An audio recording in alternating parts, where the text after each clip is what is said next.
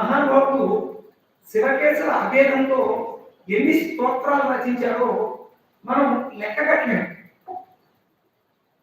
అనేకమైనటువంటి పంచకాలు, అనేకమైనటువంటి అష్టకాలు, ఆ తర్వాత అనేకమైనటువంటి భాష్యాలు. ఆయన విష్ణు సహస్రనామానికి భాష్యం రాశారు. ఆ తర్వాత ప్రస్థానత్రయం, మొట్టమొదటి ఏంటి ఉపనిషత్తులు. ఉపనిషత్తులు అంటే ఉపనిషత్తు, ఉప అంటే దగ్గరగా, నిషత్తు అంటే తీసుకుని పోయింది, అంటే మోక్షములకు అనుభవినటువంటివి. ఈ ఉపనిషత్తు ఎక్కడివి అంటే వేదంలో భాగములు. వేదం అంటే స్వతసిద్ధమైనది, అపౌరుషేయము, అంటే ఎవరో ఒక వ్యక్తి రాసినది కాదు. ఆ పరమాత్మ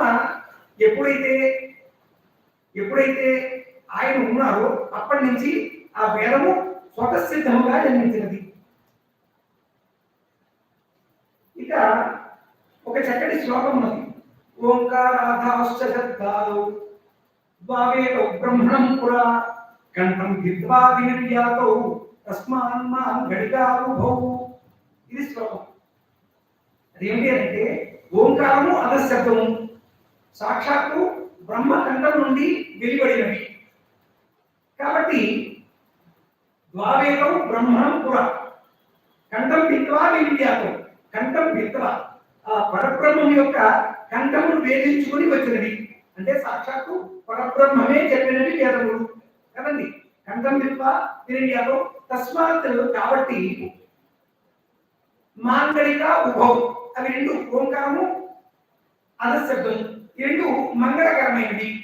మనం ఏ మంత్రం చెప్పినప్పటికీ కూడా ఓంకారం చెప్పకుండా చెప్తామా? చెప్పలేక ఓంకారం తప్పనిసరిగా ఉండాల్సింది. మనం ఓంకారం చెప్పకుండా మనం ఈ ప్రవచనమే ప్రారంభించాం. ఓంకారం గణపతి, ఓం గణనాంతవా గణపతికం అని మనం చెప్తున్నాం. కాబట్టి ఈ ఉపనిషత్తులు వేదములు అంతర్భాగములు. వీటిని వేదాంతములు అని అంటాం. ఏమంటాం? వేదాంతములు. అంతములు అంటే చివరివి అంటే, చివరివి అంటే ఏదైతే ఈ మూడు భాగాలు ఉన్నాయి వేదంలో, మూడు భాగాలు. అదేంటి? మొట్టమొదటి కర్మకాండ. కర్మలు ఎలా చేయాలి, పతనం అయిపోకుండా, ఒక మానవుడు పతనం అయిపోకుండా ఎలాంటి నిత్య నైమిత్తిక కర్మలు ఆచరిస్తూ ఉండాలి అని చెప్పేటటువంటిది కర్మకాండ. రెండవది దేవతాకాండ, అంటే దేవతను ఎలా ఉపాసన చేయాలి, అది దేవతాకాండ. ఇక మూడవది జ్ఞానకాండ. దీన్ని ఉత్తర మీమాంస అని కూడా అంటారు. ఉత్తర మీమాంస అంటే జ్ఞానం ప్రబోధం చేసేటటువంటి. ఈ కర్మ మీమాంస అంటే మొట్టమొదట ఈ కర్మ గురించి, కర్మలు చేయకపోతే మనం పతనం అయిపోతాం, కానీ కర్మలు మాత్రమే చేస్తూ ఉండిపోతే మోక్షానికి దూరం అయిపోతాం.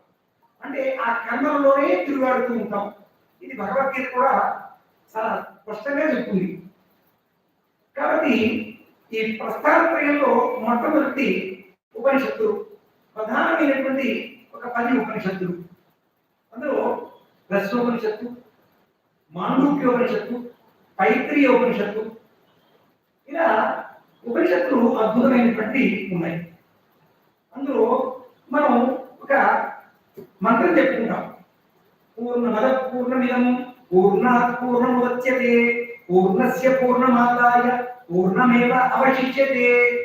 అంటే మంత్రాన్ని మంత్రంలో పడకుండా అర్థం కోసం విడదీసి చెప్పుకుంటే అర్థం అవ్వడానికి అవకాశం ఉంటుంది. మంత్రార్థం చాలా అద్భుతమైనటువంటి అంశం. ఈ ప్రత్యేకించి మంత్రం అర్థం మనం తెలియజేసుకోవాలి అంటే నిరుక్తము అనేటటువంటి ఒక శాస్త్రం ఉన్నది. వేదాంగములు 6. అందులో శిక్ష, వ్యాకరణము, జ్యోతిషము, కల్పము, నిరుక్తము. ఇందులో ఈ నిరుక్తము అన్న శాస్త్రం ఏదైతే ఉందో అది ఏం చెప్తుంది అంటే ఈ వేదమంత్రాల్లో ఉన్నటువంటి ఆ శబ్దాన్ని ఎలా ప్రయోగం చేయాలి, వాటి యొక్క అర్థాన్ని ఎలా వివరించుకోవాలి అని చెప్పేటటువంటి శాస్త్రం. షట్శాస్త్రంలో ఒకటి నిరుక్తం. ఆ నిరుక్తము ఈ ఉపనిషత్తుల గురించి వచ్చినటువంటి మాటలు. ఈ ఉపనిషత్తులకి ఆయన భాష్యం రాశారు. శంకర భగవత్పాదాచార్య వారు మొట్టమొదట ఉపనిషత్తులకు